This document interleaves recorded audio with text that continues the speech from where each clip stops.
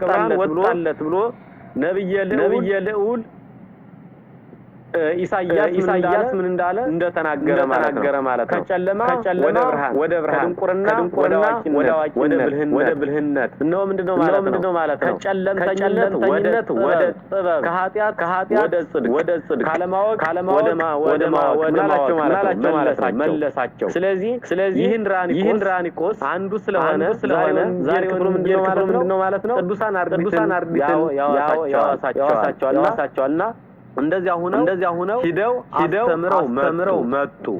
የማቴዎስ ወንጌል ላይ ነው እንደዚህ ከመጡ በኋላ አጋንንት እኮ ተገዙልን ታዘዙልን ብሎ ደስታቸውን ሲገዙ በዚህ ደስ አይበላችሁ፣ ደስ ሊላችሁ የሚገባውስ ስማችሁ በሰማያት ስለተጻፈ ነው ብሏቸው። ስማችሁ ስለተጻፈ በማይጠፋ በማያረጅ በማይቀደድ እነሆ